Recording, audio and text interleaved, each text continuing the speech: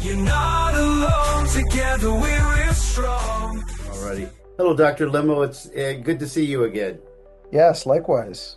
And I was doing a little reading up on after your video regarding the CMV virus, and that is very interesting regarding glioblastoma. Yeah, it's it's an area that started there's even data that was talked about with that back in 2013 in the New England Journal of Medicine. So that's considered a pretty respected journal.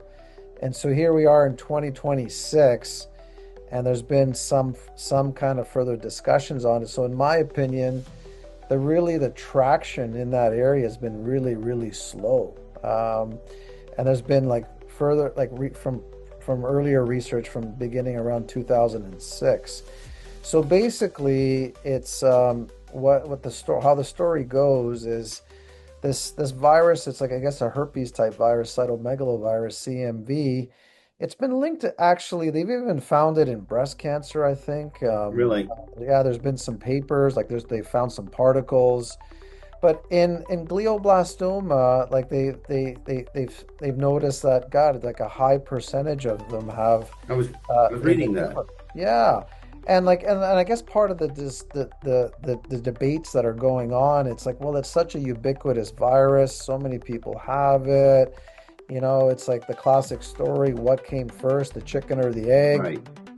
So that's why there's camps with it. It's well, everyone has it, but in these papers, they've noticed it's on the tumor sample, there was positive CMV virus, but yet on the healthy tissue, it wasn't there, and so anyway, how the story goes is they've made this link where CMV has been highly prevalent in these tumor samples, and so a group of Europeans, they were curious about, well, why don't we give them some antiviral medication? So that's more specific for that virus, called valganciclovir or Valcate.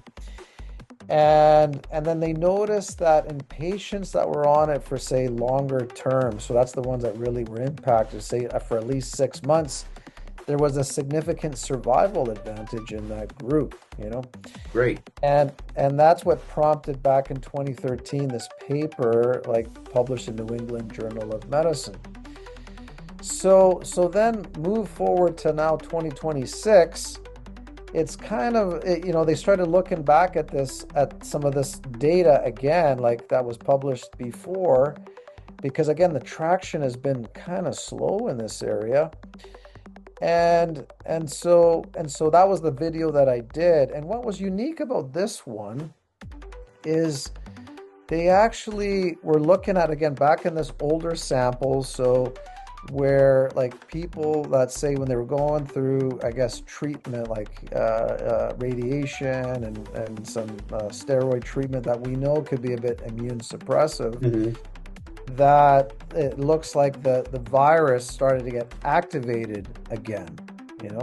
The chemo suppressed the immune system and activated the virus. Yeah, that's right. So normally it's given with chemo radiation, and so radiation is normally the leading gun, and some chemo is given with it to enhance it, and then some people are on these corticosteroids that are weakening of the immune system, right? So then they noticed then that the virus started to get reactivated again in these people. So, and they noticed that the ones that were given the drug, the antiviral, it calmed down the viral growth. Okay, so that's cool, right? It's calmed it down. But here's the interesting part as well. They noticed in the group then that were given, so these that were given the antiviral medication, it also delayed the cancer from coming back. Wow. So the $1 million question is this virus, is it a benign virus, right? Just kind of found everywhere. And then now you finally have this signal that that's suggesting, well, wait a sec, you calm down this virus and knows that it becomes activated. Maybe that's the group, right? And then you calm down that virus, and you might even calm down the cancer as well. And so probably one of the first times you're seeing Hmm. this link where it's like this could be a virus that could be linked with this, the cancer, Right, and right, so that's what was kind of interesting about that paper. Yeah, the sample's small. Yeah, it's preliminary, but it's like here, like if that was, say, I think part of the problem is that that drug that's used, the antiviral, it's an old drug. It's like, Hmm. so it's an old one. It's not like a new one. You get a fancy patent on it and, big pharma investment, it's like it's one of those. And so it's like those repurposed ones that everyone talks Right. about. So it really, that's why I did that video. I was like, hey, wait a sec. I found that article and I was like, God, why is no one talking about this? Like this is, Right. like, and I'm not saying like it's like it's doing something, and so but it's adding more to that piece of the puzzle. Like, is this virus like linked with these cancers, Right. And so while you can't say like definitively yes, you can't say though definitively no Right. Right. And if you're the one with the glioblastoma getting new information like this that's maybe not passed on from your regular oncologist is, helpful. Yeah, like I think what it does is it opens up that box about these viruses and other microbes and stuff and parasites and links with cancer, right? But so it was some of that original paperwork where like I asked permission from my college to prescribe to get that drug available for prescription use. That was the reason. So Hmm. we've been exploring it now for many years, but it's and I'm just always surprised how slow the data is in kind of publishing interest in it, and some Yeah. of the findings. It's really slow, and so Now, so question, doctor, is the did did the cancer uh, activate this virus, or the chemotherapy that suppressed the immune system activate the virus? it looks like it was the treatments that activated the virus. That's what it's implying. Yeah. Okay.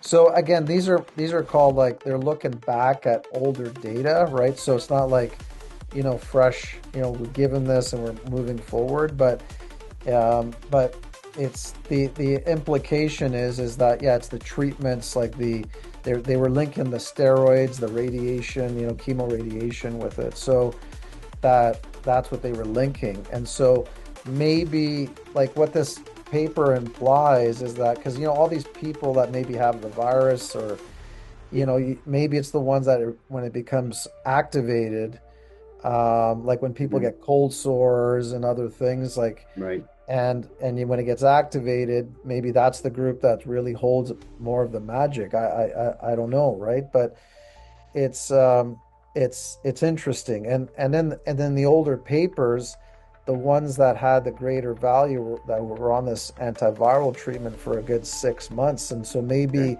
it's a really deep disease, and maybe it's really deep, that needs like deeper treatment with it, and longer term treatment. Like, it's hard to, so it's not necessarily something you do like a cold sore and take it for a few days and it goes Right. away, right? And But they're not necessarily saying that the virus is causing the cancer, but you're finding the virus is prevalent in, you said, glioblastoma and also breast cancer. yeah, there's been breast cancer, and I know there's probably others, but I just like they found, say, that like CMV virus in particles in breast as well. So it's this, Hmm. when you got these viruses that are like very commonly pervasive in the population, it's always hard to like pinpoint it down. But it's, again, what's unique about this newer paper is that they're saying, okay, yeah, these people, when they're on treatment, like, it can weaken them.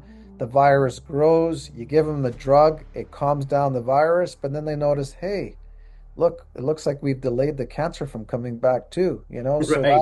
Right. that's now the big thing, and that should have got a lot of press, you know, It and should have. it And are should they have. have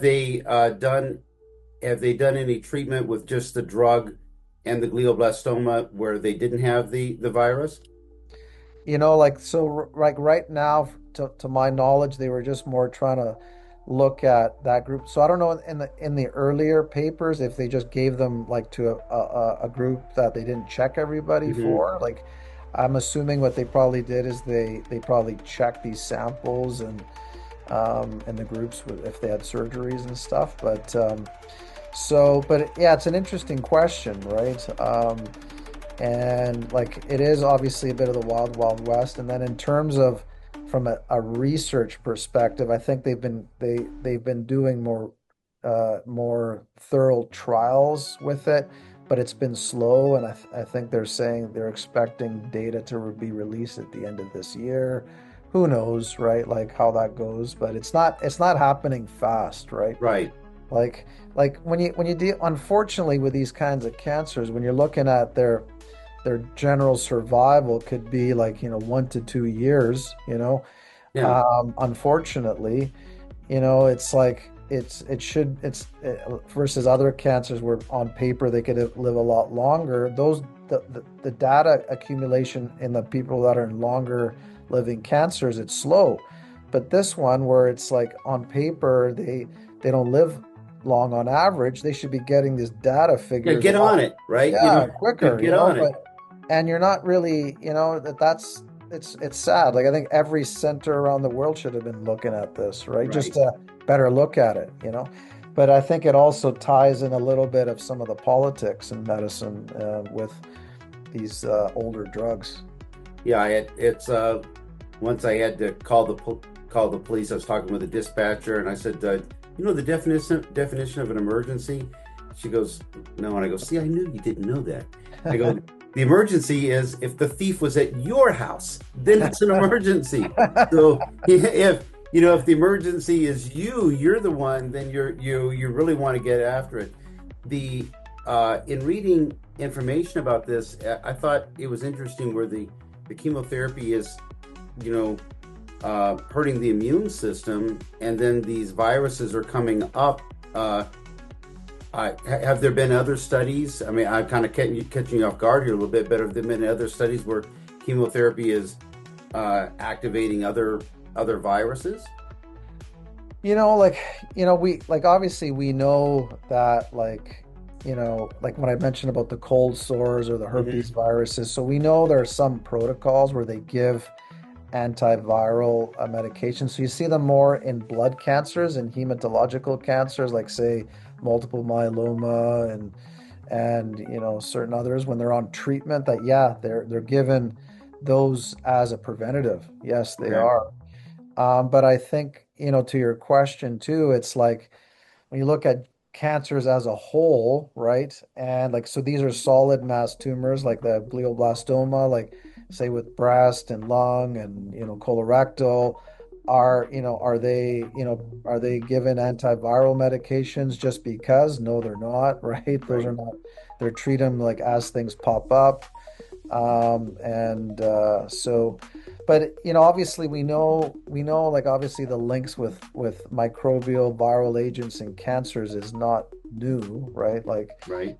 and so we know, for example, like there's the HPV virus that's linked with like oral and cervical and rectal and others, and then we know with hepatitis B and C and the liver, like we know that, right? And then, but there's even other ones, like there's even like bacteria like H. pylori in the gut that's linked with certain forms of non-Hodgkin's lymphoma. Yeah. You give them like antibiotic treatment in these low risk groups and it goes away, like so it like there are these links. And then with parasites, it's like you see that they're more talked about in these like third world poor countries, but where it's like, yeah, the liver fluke, linked with, say, gallbladder cancers. And so, and everyone goes, no, not in the westernized world. But I don't know, like, how do we all really know that? Right, It's, people are traveling and eating all over the place. right, Food's coming from all over the place. correct, It's, right. it's, Yeah, yes, stating that it only happens to somebody else, another group, is not putting a lot of thought into it because people travel around. Food. You're right. All that stuff is, you know, yeah. it's moving across. It's moving across the world. Yeah, and people are traveling. Like, here in Vancouver, it's a port city, right? And so people are coming from, all over Asia, all over the world, right? So it's like, I don't know. It's just it's one of these things that's it's an area that obviously there's some bugs that are on the radar here, and there's some bugs that are not on the radar here, Okay. and if you were in another country, it'd be on the radar there. But Well, so I'm it's I'm in Arizona, and I don't know if I've never met a Canadian that hasn't been to Arizona. So you're trying to get away from the snow and come out here, but the yeah, everything's moving around. but I think that the take home, like, for me too, is with this information and the rest. Obviously, this reaffirms the value of supporting your body, your immune Correct. system, right? Like, and so because you don't know, like, what is a cause for anyone's cancers, right? Like, the more that the system is more about treating the cancer, but necessarily why or how, right? And so if there are bug elements, like, you never know. And so you can't go wrong. That's why I was telling this another patient before coming in here, is like, there's no harm in trying to support you, and Right. Right. Because it didn't. The papers, as I was reading, really didn't state the chemotherapy caused this immune. I mean, there are other things that could cause your immune system to go down sure. and activate these things. So the keeping up that immune system and getting doctors involved, like yourself, in keeping the immune system up, especially during these type of cancers, then that it's helping turn things around. I talk with patients, weekly, where that's they're getting the benefit of that. Yeah. And then I guess for those who are, like, they're intellectually curious, hey, how about if I have that virus? Like, there are some, like, general screens you could look for, like blood tests with that. You could look at markers, like, to see if it's becomes active. These are available, right? And so, that ties in a bit more potential personalizing things to people too. But I think at the end of the day, keeping the body and the immune system supported with all these tools is like, you just never know, like, what we're all dealing with inside. Right. And sometimes testing is not always perfect either. You're doing your best and trying to evaluate things, but you But know, and you said that the medication, then the patient would be on for about 6 months, you said. well, I think you can be on it longer than that, but they noticed that in the earlier work, that the people that were on it longer did Hmm. better. Okay. And so that's what they noticed, right? Like, they like, more of them were alive in the second year than without, right? Perfect. Yeah. So Yeah. I think that's why I think it was also published in that New England Journal of Medicine paper in 2013, because they kind of acknowledge, well, you can't really ignore this conversation. Right. So it's not yet, quote, like, definitive proof, but for it to be published in that journal back in 2013 and didn't get a lot of traction, and then here we are in 2026, and they're looking at some of that data again, and then looking at those with active virus versus not. It's like they're really, slowly going, man, maybe we should be, like, looking at this Look, virus if it's closely. if you're out there and you're watching the video and you have glioblastoma, breast cancer.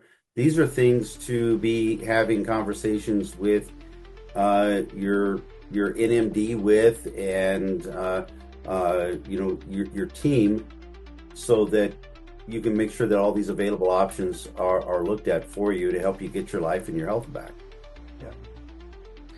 So yeah, I really appreciate that you're just trying to create awareness on this, because I don't know, when I first saw that work back in the day, I just like, I don't know, something about it just resonated, with me. And I know there's all this interest in all these repurposed other medications, but I'm going, where's this Valganciclovir? It's like no one's talking about it. Right. You Yeah. know, or getting, targeting these viruses in some way, these type of viruses. Yeah. Yeah. As I was speaking with a couple of patients today, that they were, the mindset was starting to go negative, and I said, look, there's no reason to be tossing in the towel at this point in time. Get your medical records in, let's get consults, have conversations. All kinds of things can be done to help turn these things around and lessen symptoms, even turn things around completely, get your health back. So there's always this hope and options that are out there that are simply just not being discussed with your traditional oncology team. So these other options are out there. Yeah, that's right. Yeah, I think so. And as we've talked about before, when you improve quality of life, you can also improve survival, right? Correct. So, people, that's an important piece too, right? So when you're improving people, their outcomes are better. And then, yeah, you could be striving for more, Correct. It's all those little steps start moving towards bigger successes. And when you're the one that has cancer and has these issues, and you start seeing those little improvements like that, makes a huge big difference. I see it in conversations with people where that hope is, and everything is starting to expound, and things are getting better. So there's these options are out there, and I'm glad that we're discussing these things so that it's brought to the forefront where people can have further discussions with their medical team. Yeah. Wonderful. Doctor, I look forward to our other conversations and future conversations, and all of this has just been potentially life-saving for people, in my opinion. They get the education. When you're educated about what's going on, I think that lowers the anxiety levels that you may be having whenever that you get this type of a diagnosis, and it gives you that information. I think is just key. Wonderful. Well, Doc, I appreciate it. I look forward to future conversations. Okay. All the best. Already awesome. Going to get you out here to Arizona. You got all that cloud cover out there. We don't have that out here. Yeah, it sounds good. I think it's only about 98 or something outside, so we'll be good. I'll see you in the winter. Well, no, we won't be able to spot you with all the other Canadians. Thank you, sir. You take care. Bye-bye. Thank you. I hope you enjoyed the video. If you're in the need of integrative and holistic treatments for you or your family member, please feel free to reach out to us at findhelpforcancer.com. We'll start with a simple conversation and help point you in the right direction. Happy to help.